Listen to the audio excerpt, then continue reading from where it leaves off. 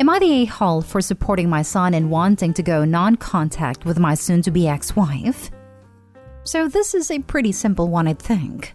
My wife, 39 female, and I, 39 male, are going through an admittedly pretty messy divorce.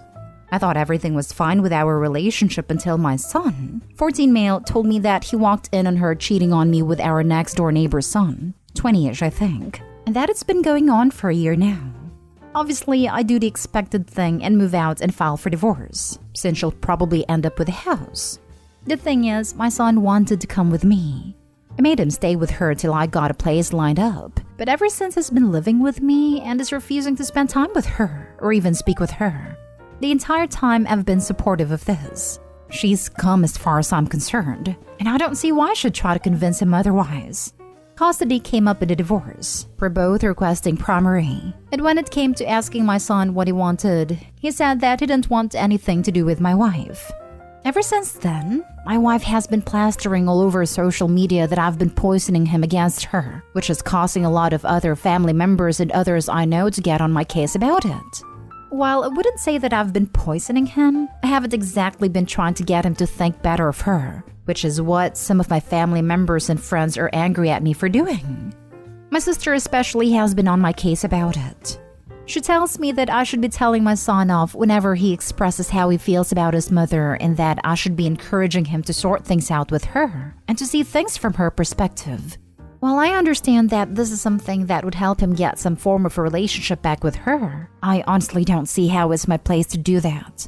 My wife cheated on me for a college kid and threw me and our son away for it. I don't get why I should be helping her to get away with this regarding our son and his feelings about the situation. My sister and everyone else I've shared my thoughts with are calling me a major a-hole for it. So I'd like to see if others who don't know either of us agree with them or whether or not it's just a microcosm of our social group and family. So am I the a-hole? Now for the top comments.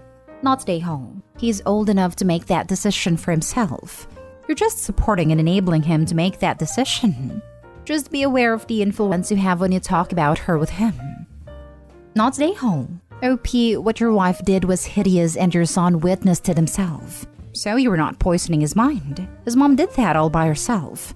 But your child definitely needs therapy, and I think it would help you to get into therapy yourself.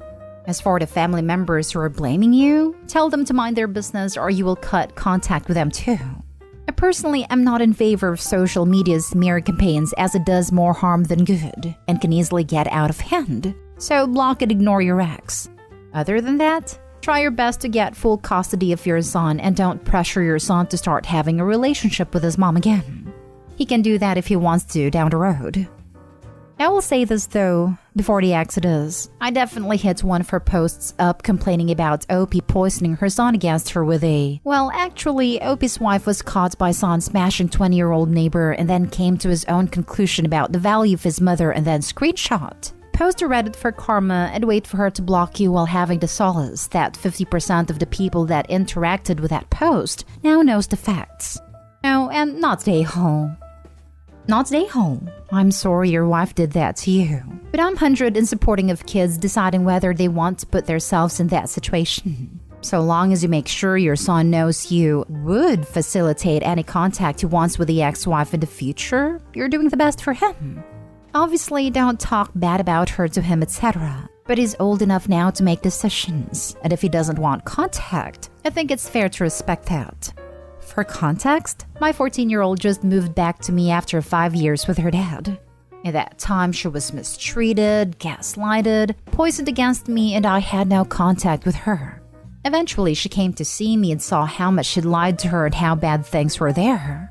She's now with me and under police advisory to not talk to him or have anything to do with her dad. And I've been advised from professionals that you shouldn't and can't really ever force a child to have contact with a parent or to not contact them. It only serves to damage them emotionally in the long run. Trust your son. He needs to heal from this too. Continue to be supportive to him at any future relationship with his mom and you'll be okay. I felt like I was reading a post made by my family member because I'm experiencing the exact same situation from your son's point of view. Not the a-hole. He's old enough to form his own opinions and make up his mind. My advice would be to not discuss it unless he wants to talk about the situation, because if you continuously bring it up, your family member's ex-wife will claim to be justified in you poisoning him. Similar with me, though I discovered my dad was cheating when I was 21, so I was in college and not living at home full-time, and got married less than a year later and moved out permanently. My mom constantly, even 4 years later after their divorce has been finalized, complains about my dad to me, and it's very hard to deal with. And every time I tell her I don't want to talk about it, she gets upset with me. I still love my dad as my dad, so it's hard to hear her complaints. I think it's important for the dad in this situation to do his best not to poison his son's opinion of his mom, because while she was awful in cheating and OP, she is still his son's mom. A person can be an awful partner and still a good parent, and therapy should definitely be required. But in the end, it's still the son's decision, and I don't blame him for being betrayed by his mother and not wanting to see her. Not stay home. Next story is titled, Am I the a-hole for refusing to see my dad because of my stepmother's racist comments? I'm 16 female and half white, half Chinese. My parents have been split up for a while, so I'm mostly over it. They're a lot happier without each other, so while it sucked, it's fine. It's weird sometimes when I'm with my dad, people assume I'm adopted, but usually he's good at correcting people, except for my stepmom. I really did try to like her in the beginning, but she's kind of racist. The first time I met her, she wouldn't stop touching and commenting on my hair and how I looked like a K-pop star. It just got worse the longer they were together. She would do things like tell people she was my tiger mom, and make comments about my body type and plastic surgery. And when she moved in, she had my dad ask me to only speak English in the house and watch English shows because it made her uncomfortable if she couldn't understand what was being said. When they got married, she kinda sneakily left me out of the wedding photos. And when I asked why, she said she wanted a certain aesthetic, which I guess is a nice way of saying white. I've talked to my dad about it a lot, and he says he'll talk to her, but he never does. And also that she just doesn't have a lot of familiarity with Asian people. So I have to be patient with her because she's learning. My mom and stepdad were really angry about how she treats me, but they can't exactly do anything about my stepmom. So they just said that if I ever feel like I need to leave, I can call either of them at any time and they'll come get me. It really hit the fan a couple of weeks ago. My stepmom is pregnant and had her baby shower, and I heard her make a comment about how I don't look very much like my dad. So now he'll also have a kid that resembles him, and I just couldn't take it anymore. I called my mom to come pick me up and left. My dad called me a few hours later and I told him what his wife said. And he said he would talk to her, but I told him he always says that and nothing changes. So I'm not coming over to his house anymore. And maybe he should stick with his white family. Stepmother texted me to apologize, but I told her it wasn't accepted and I don't want to talk to her anymore. My mom and stepdad and my grandparents on the side support me, but my dad is really upset, and my grandparents on my dad's side are really mad at me, and people have been telling me that even if my stepmom is being a pill, I shouldn't write off my dad because he's not the one doing it. I love my dad, but I just don't want to see his wife again. And if that means I don't see my dad too because he won't stand up to her, maybe that's how it needs to be. Not stay home. Your racist stepmom is, and so is your racist dad. Your dad supporting her beliefs make him racist too? You don't deserve to be treated like that just because you don't meet their aesthetic. I know, right? That's messed up. Opie's future sibling will probably ask in the future, why is Opie not in the wedding pictures? Opie's stepmom be like, because she's not part of the aesthetics. WTF? You mean because she's not white, really? That's what it is. Not stay home. Cut these people from your life completely. If your father does nothing to stop the stepmother, he condones it. He married her knowing her views, which makes him racist. He married her knowing she was awful to his daughter, which makes him a failure as a father. Opie needs to keep herself emotionally safe from her loser bigot dad. Next story. Am I the a-hole for telling my significant other that his daughter cannot come over to our new house until we meet up again? Me, 26 female, and my significant other, 32 male, have been together for 5 years. And he has 2 children with his ex, Anna, 31 female. They have Leo, 8 male, and Leia, 14 female together. Me and my significant other decided to wait until we were dating for 1 year for me to meet his children. We met up for lunch at a local restaurant, and while Leo liked me, Leia didn't speak a word. I assumed she was not ready to warm up to me just yet. After that, we scaled back to brief video calls where she wouldn't say anything. This went on for another 6 months, and then me and my significant other moved in together. Leo came every other week for visits for the first month, and Leia never came. She told significant other she didn't want to be around me, so she wasn't going to come for visitation. So my significant other did visitation at his sister's house. This worked out okay. It was just awkward because his sister lives 5 minutes away from our old apartment, and the kids lived 20 minutes away from us. So it was a lot of driving back and forth. This has been the arrangement for years. The entire time, I've been inviting Leia out, through my significant other, with us to get to know her better. We go out at least 4 to 5 times per month and do various activities. Parks, museums, zoo, malls, go-karts, restaurants, everything. Leo tags along sometimes, but Leia's never come. March 1st, I closed on my dream apartment. 3 beds, 2.5 baths, study, huge balcony. It's gorgeous. We've moved in and I'm so excited to start making our home here. I posted a video on social media and Anna's seen it and showed Leia. Anna blew up my significant other's phone asking him when he was going to tell Leia that he moved. He did tell Leia, and she said, "Oh, okay." After Leia seen our new home, she asked significant other when she would be able to come over and decorate her new room. I told him under no circumstances will Leia be allowed into her new room until she agrees to meet us outside for an outing. I love her because she's my partner's daughter, but I don't know her. I've only ever heard her voice in videos she posts to social media. She has never spoken a word to me. My significant other is incredibly sad because he just wants his daughter to visit him again, but he agrees with me. Anna and Leia obviously disagree, and so does my in-laws. Am I the a-hole? Now for the comments. Everyone sucks here.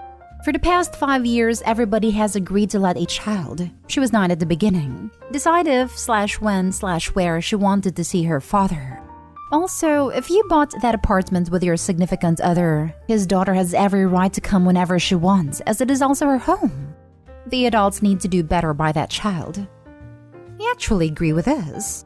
My significant other has allowed the situation to drag out for 4 years, and it's unfair to all of us. He allowed a child to dictate the terms of their relationship. 4 years of family events where he had to exclude me because she wouldn't come if I was there. 4 years of living a double life to keep us separated. I purchased that apartment with my own money. I made sure to include a private bedroom for her when she was ready to come around. I'm assuming she's ready now, but she is saying she absolutely does not want to go out for dinner or an activity. She just wants to decorate and start coming over. She wants a relationship with her father, not with you. That's her right. The more you're going to push, the more she's going to run. Is it going to suck for you? Yes, but you made a choice to move in with him knowing he had a daughter who wanted nothing to do with you. You either accept that or tell your significant other to find another place to live. Cool, that's her right. She can have that relationship at his sister's then because her apartment isn't his apartment. It has got no right to demand a room for the kid. Yep, the bio parents have had 5 years to establish a relationship and set boundaries that would let Opie get to know the 14-year-old at least enough that the 14-year-old would already have their space in the apartment. The 14-year-old made her choice, and now she's learning that what she does or doesn't do may have unforeseen consequences.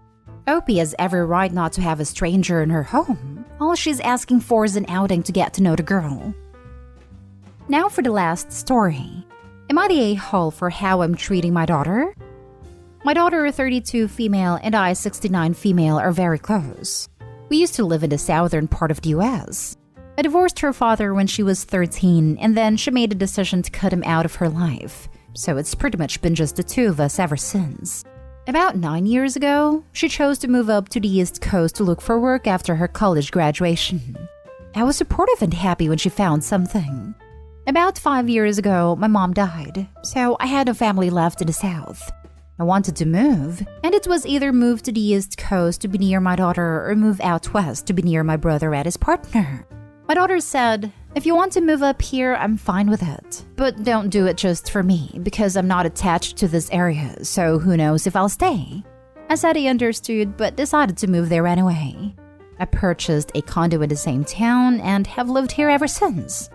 About 2 years ago, my daughter needed to move out of her apartment because of some issues with her neighbors, and it just so happened that the condo next door to mine became available to rent.